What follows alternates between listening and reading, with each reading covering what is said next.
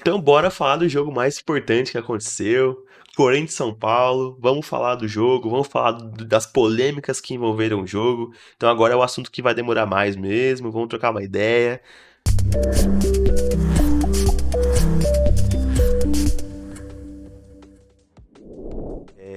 Teve pessoas falando que, né, calma, tem um jogo da volta. Relaxa, eu estou tranquilo, tem um jogo da volta, tô ligado. Mas, falando desse jogo especificamente, tem algumas coisas bem interessantes pra gente pontuar. Então, bora. Corinthians e São Paulo, Neoquímica Arena, jogo pela ida da Copa do Brasil, das semifinais da Copa do Brasil, né?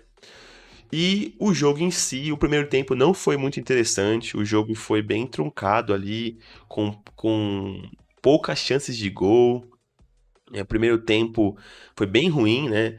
Os times não conseguiram criar muito, não teve nenhuma bola, tipo, sei lá, perigosa, uma bola na trave, sei lá, alguma coisa que levantasse a torcida. É, no geral, assim, o São Paulo até controlou um pouco mais o jogo, mas também não criou tantas chances reais, especialmente no primeiro tempo, né? Então a gente pode ver pelas estatísticas que o São Paulo teve mais posse de bola, teve bem mais chutes no total, foram 15, mas quando a gente pega pra ver chutes no gol, a maioria dos chutes do São Paulo foi de longa distância, foi um chute totalmente, né, nenhum tipo de perigo pro Cássio, então não foi assim, beleza, os números até parecem que o São Paulo foi muito superior, mas no jogo em si, o São Paulo foi um pouco superior mesmo, controlou um pouco mais o jogo, mas chances reais de perigo foram poucas. Inclusive bolas no gol mesmo, foram 4 do Corinthians e só 2 do São Paulo. Que essas 2 bolas no gol, o Cássio não precisou fazer uma defesa assim extraordinária. Foram 2 chutes do Luciano, um que o Cássio até cai antes, porque a bola parece que é mais forte. Ele pega ela bem antes, assim, tipo, ele cai e depois a bola chega.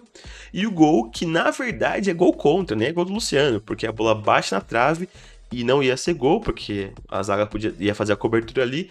Só que ela bate no pé do Cássio e volta pro gol. Então, chances reais, assim, que o São Paulo teve foram poucas, pouquíssimas na real. Inclusive, nem o gol foi do São Paulo, foi gol contra, né?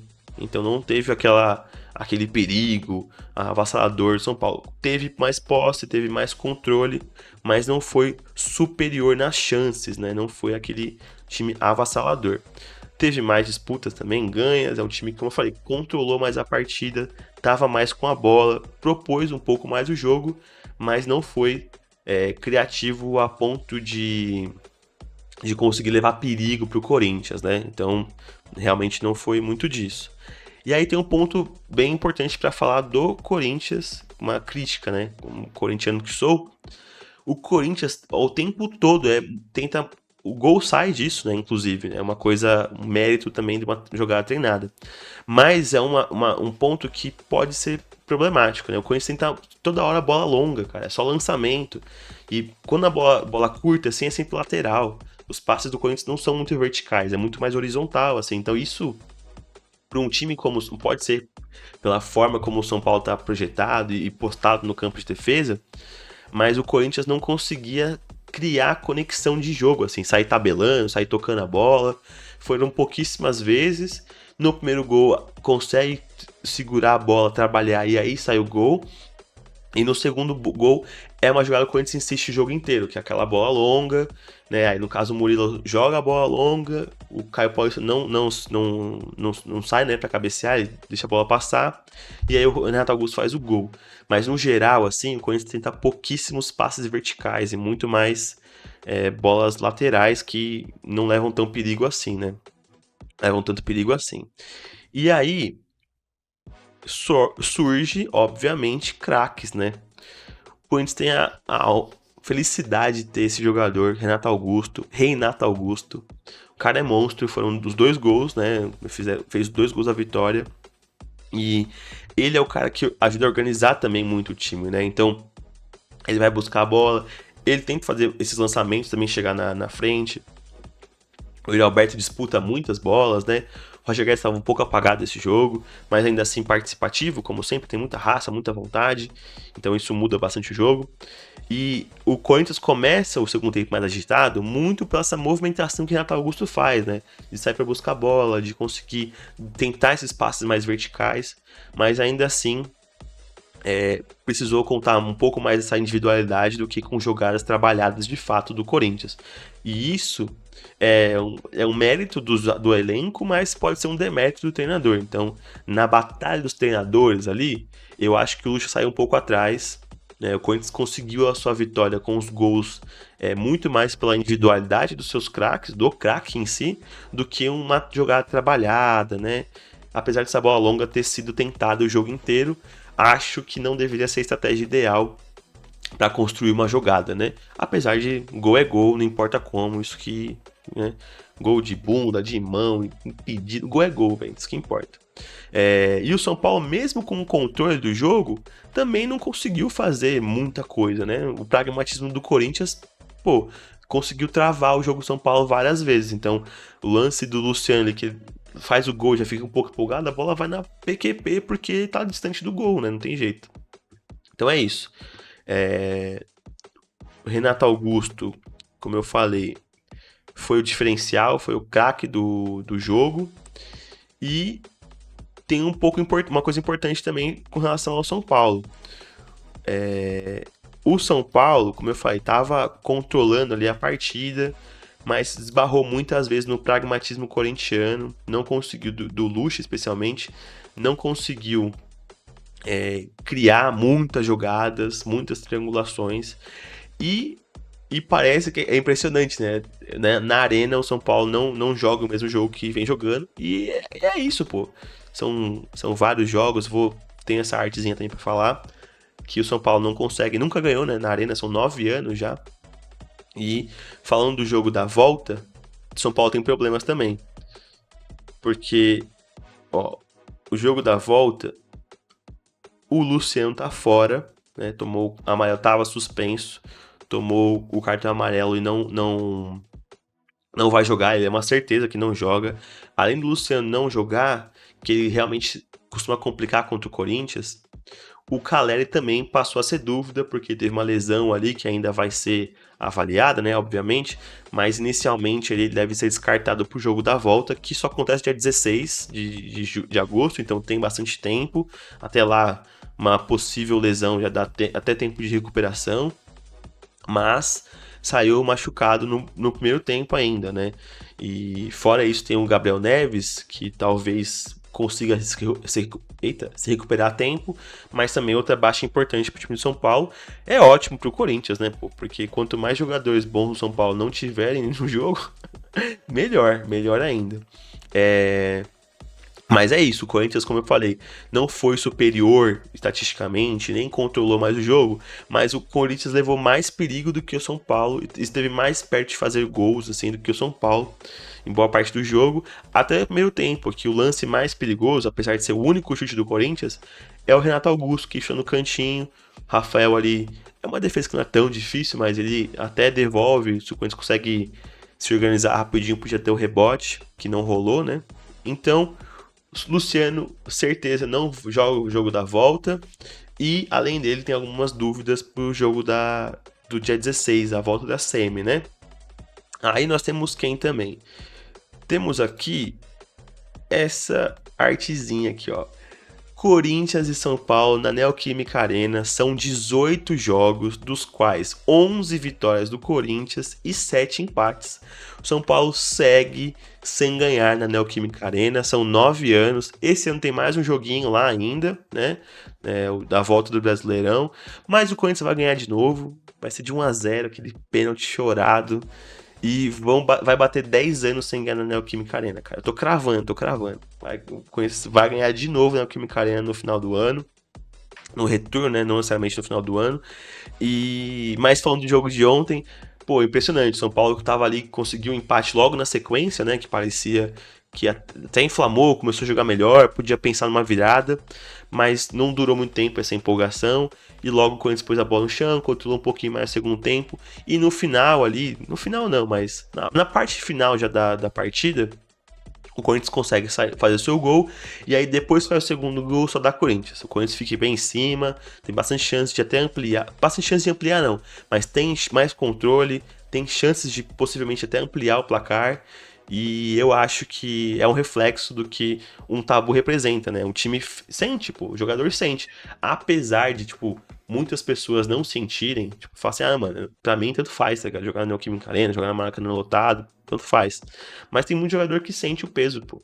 Nunca ganhamos lá, não dá pra ganhar dos caras lá, é foda, não sei o que. Isso entra na cabeça, velho. Por mais que na pré-eleição ali você tá empolgado, na hora que o jogo vai acontecendo, é tanta coisa que passa na sua cabeça, né?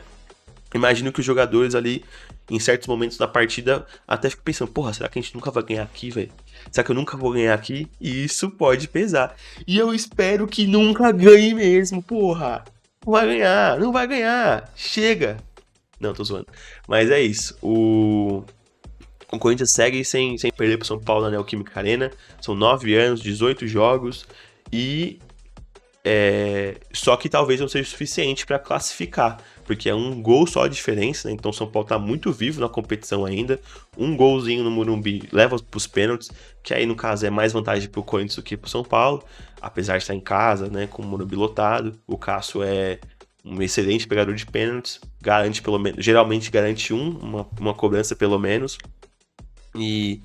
Mas o São Paulo com 2 gols se classifica, né? Não é tão fácil, especialmente o Corinthians, que é um time que consegue se defender bem, mas em casa esse ano tá uma mãe, então não dá pra ficar tão feliz assim. Mas, pô, tem a vantagem do empate, então o Corinthians tá um passinho à frente ali, tá um passinho mais perto de conseguir ir pra final, mas nada garantido, tá tudo muito aberto, tem muito jogo ainda, tem muito campeonato, tem muito tempo para chegar o jogo da volta, então até lá muitas coisas podem ter acontecido. É importante, outra vantagem pro Corinthians também, que o São Paulo, um jogo antes, é contra o Flamengo, né, no Maracanã. Então, antes do jogo contra o Corinthians, tem o jogo no Flamengo contra o Maracanã pelo Brasileirão. O Corinthians, se não me engano, pega o Curitiba em casa, o jogo antes do São Paulo. Então, isso também pode favorecer ali, melhorar o ambiente, uma vitória. São Paulo toma uma derrota cachapante pro Flamengo. Vai pro jogo da semi, né, mais abalado ainda. O São Paulo, o Corinthians, ou o oposto, ganha do Flamengo no Maracanã lotado e o Corinthians perde em casa pro Curitiba. Sabe, muda completamente o cenário. Então, tem muito jogo, tem muito tempo até o jogo da volta. Tá muito aberto ainda, não tem nada garantido, nem para um lado nem para o outro. Acho que o São Paulo em casa é mais forte, sim, né? Obviamente, os times geralmente são mais fortes em casa, mas o Corinthians tem a vantagem numérica, né? Tem um gol a mais que o São Paulo na disputa. Então, é isso. Tem que se apegar a isso e é o que pode garantir o São Paulo ali, o Corinthians de bater final 2 anos seguidos, né? Que foi final ano passado, que infelizmente perde pra caceta do Flamengo, né, Fagner? Mas esse ano a gente vai se vingar, vai ganhar do São Paulo, vai classificar, vai pra final e vai ganhar os 2 jogos do Flamengo.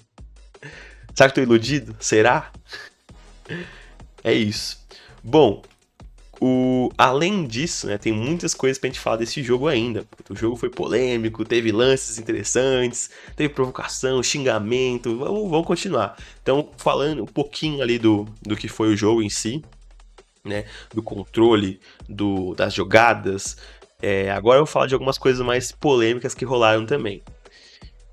Antes, uma coisa muito legal, importantíssima, gigante pro Corinthians foi isso. O público pagante do jogo foi 46.517 mil. Não. O público pagante do jogo foi 46.517 pessoas, né? 517 mil, cacete, hein? E esse é o recorde da na Neoquímica Arena, né? Da Arena Corinthians. E, pô, quer ou não, isso só é possível por conta da torcida única, né?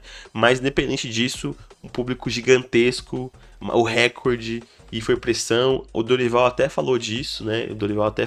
De que foi uma festa bonita, que o São Paulo vai fazer uma festa também no Morumbi.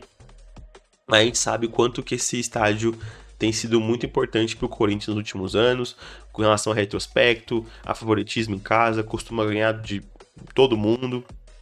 Então não é tipo, é só a arena. Não, tipo, realmente é uma coisa que faz diferença. Tem times que não tem muito disso, de ter o fator casa, mas especialmente o Corinthians tem, o São Paulo também tem, né? Diga-se de passagem. Mas ontem foi um recorde da Arena Corinthians, foi um jogo muito importante. Espero que embale para os próximos jogos do Brasileirão. Tem o Vasco, né? Vai receber o Vasco agora no Brasileirão, que tá em último lugar, má fase. O Corinthians precisa pontuar no Brasileiro. Espero que isso dê uma empolgada e quem consiga sequências de vitórias aí até o próximo jogo contra o São Paulo, né? E beleza. Além desse ponto aqui da Neoquímica Arena, o que mais nós temos aqui? Nós temos o Renato Augusto, como eu falei. O cara foi genial, foi impressionante, jogou muita bola. E aqui tem uma coisa legal, assim, um recorde que o SofaScore fez dos últimos jogos do Renato Augusto, nas edições da Copa do Brasil. Então, nos últimos 8 jogos, ele fez 5 gols e deu 4 assistências. Então, são 9 participações em gols, o segundo maior do torneio, 71 minutos para participar de gol, 12 chutes, né, 9 no gol e 19 passes decisivos. Então, na Copa do Brasil, o Renato Augusto joga muita bola. O mapa de calor dele ali percorreu praticamente o campo inteiro. Ele não é muito de aprofundar, né, de ir para as linhas defensivas e nem muito para a linha de fundo aí como um todo. Mas o Renato Augusto é um cara que é um craque, joga muito, ele tá sempre movimentando bastante o jogo. E ontem foi crucial, né? Garantiu a vitória do Corinthians, fez os 2 gols. E números muito interessantes, muito expressivos. Craque demais, craque de bola demais, velho. Que sorte o Corinthians ter um cara como esse no seu elenco. E espero que ele esteja bem, que faça uma boa recuperação, né? Que consiga poupa ele um jogo ou outro ali, especialmente se Curitiba antes do jogo contra o São Paulo, né? Pra ele estar inteirão pro jogo da volta da semi. Beleza, falamos de coisa boa, vamos falar um pouquinho de polêmica, de confusão, de treta e o que rolou, né? O Luciano, ele faz o gol, como a gente comentou ali antes, ele toma um cartão amarelo porque ele comemora, né, chutando a bandeirinha. E também porque provocou a torcida, né? E aí, olha o que rolou, cara. Essa é a parte do Luciano, né? Vou tirar o som. Eu acho que não dá ladrão, né? Será que dá problema? Aí vai lá, chuta a bandeirinha, pá, faz a provocação. E aí o bagulho vai escalando, né? A galera joga copo, joga cerveja, mijo, joga de tudo e joga isqueiro. Jogaram uns 14 isqueiros no Luciano, velho. Vai poder acender o back dele pra sempre, mano. E aí, beleza. Além de essa parte, né? Esse é um ângulo. Temos mais confusão. Então, depois que ele foi lá comemorar, e aí os caras foram cobrar ele. Deixa eu tirar o. Aí, o Renato Augusto foi chamar as ideias. Os caras foram cobrar, já virou aquele climinha hostil que a gente gosta de assistir, né? Aí foi já generalizado, já não saiu treta, não saiu porradaria. O pessoal ficou tudo no deixar disso, né? Então não teve uma confusão mesmo, assim. Só foi uma provocação de leve, gerou um burburinho ali, mas não foi nada tão problemático. Beleza. Então aqui parece que tá suave, né? Ok. Mas aí também tem outra coisa bem interessante, velho, que é o Lucha perdendo a cabeça, mandando o Luciano pra aquele lugar. E é isso aqui, ó, esse trechinho aqui, ó. Muito bom pro São Paulo 1-1, muito bom para quem tá assistindo o jogo, muito bom pra partida e mandou o Caio e o Luciano para aquele lugar. Muito bom pro São Paulo 1-1, muito bom para quem tá assistindo o jogo. Então, foi isso que rolou de treta. Pô, é a minha opinião sobre isso, cara. Eu acho que assim. Tem dois pontos, né? O primeiro, que o Luciano foi juvena, pô. Ele já tava pendurado, né? Sabia que ele tava pendurado, obviamente. O jogador sabe dessas coisas quando tá em campo, não tem como. Mas, o ponto que, tipo, eu entendo a reclamação dele. Eu entendo que, o futebol tá chato. Beleza. Também é chato ficar reclamando toda hora que o futebol tá chato, sabe? Mas eu entendo porque antigamente as pessoas tinham outro tipo de comportamento, né? Mas a gente também tem que entender que o futebol de hoje, ele tem outras nuances, cara. A gente vê torcedor morto em arquibancada. O torcedor do Corinthians matou o maluco lá na. Esqueci o lugar lá do Rojão, lá, o Kevin Espada, se eu não me engano, o nome do menino.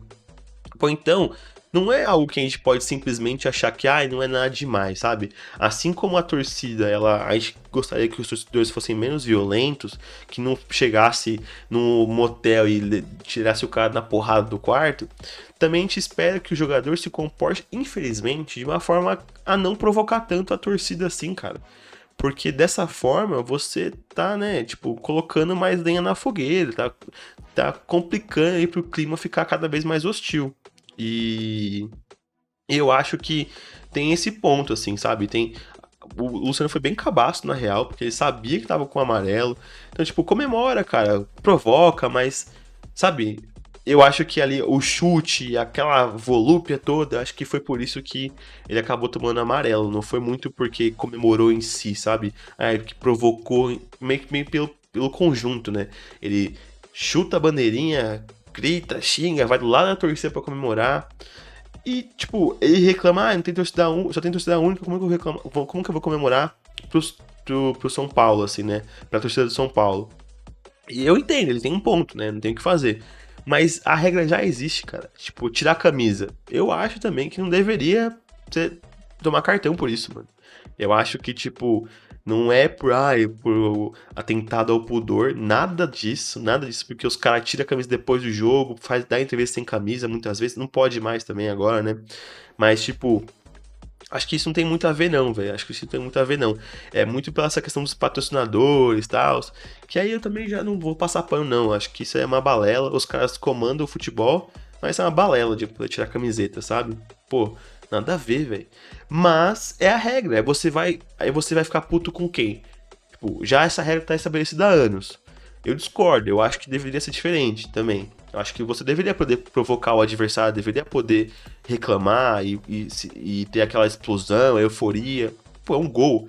É o momento mais importante do futebol. Você deveria poder comemorar de forma alucinada. Só que a gente sabe das consequências disso no mundo real. Não é só uma comemoração, não é só uma provocação. Isso tem reação em cadeia, sabe? Então, tipo, não é só uma comemoração.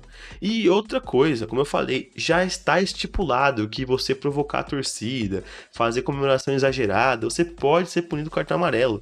Então, o cara que entra em campo já pendurado, sabendo disso, e tem esse tipo de comemoração, ele tá correndo risco, cara. Não tem jeito. É igual o cara dar um carrinho na área e tá com o braço aberto. Ele tá correndo risco. É ridículo? É exagerado? Não sei, pode ser que você ache que sim. Mas são regras do futebol e a gente tem que seguir, cara. Não tem jeito.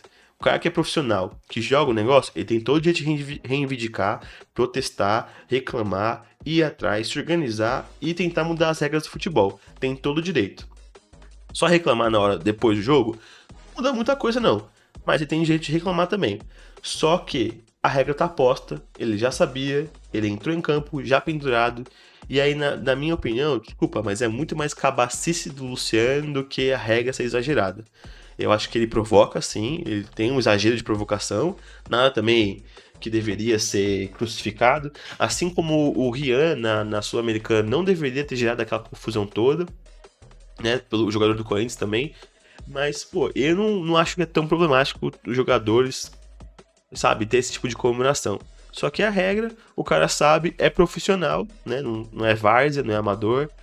E ele correu o risco. Então, eu acho que foi até justo, porque né, se você tem a regra já estipulada, tem muitos jogadores que seguem. A maioria dos jogadores segue. Quem faz esse tipo de provocação toma amarelo, então, não é injusto, né? Com relação à regra. É injusto, na minha visão, com relação ao futebol como um todo. Porque você não deveria ser proibido de ter uma comemoração mais alucinada, mais eufórica. Porque o futebol pede isso, pô. O futebol é esse tipo de competição, cara. Você fica você fica louco, mano. Não, também não é pra justificar a violência, algo desse tipo, né? Mas ele tava ali no campo, puxando a camisa, gritando. Então não acho que é uma coisa tão problemática assim, né? Mas é isso. Bom, assunto Corinthians é isso. Acabamos o assunto Corinthians e São Paulo. Próximo jogo, dia 16 no Morumbi.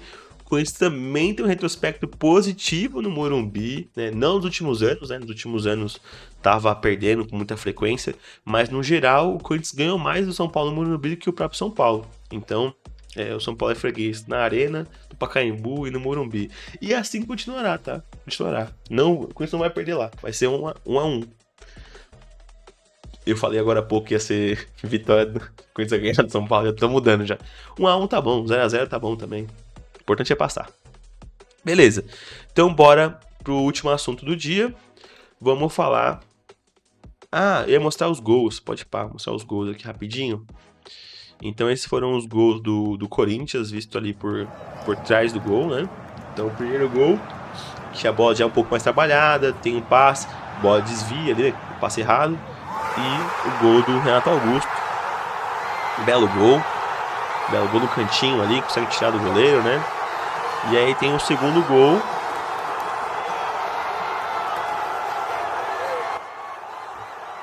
Aí tem o segundo gol, que é o que garante ali a vitória. Então o cara é muito craque, meteu os 2 gols. Aí, ó, esse é o bolão do Murilo, né? Boa bola, velho. Nossa, ele... Rapaz, isso foi Juvena, velho. Rapaz, isso foi Juvena, velho. Ele pula antes, né? Não, realmente. Mas também, mano, não dá pra culpar tanto o cara assim, velho. Dá sim, dá sim, ele pula antes. Não tem jeito, não tem jeito. Mas fechou. Então, Corinthians e São Paulo é isso.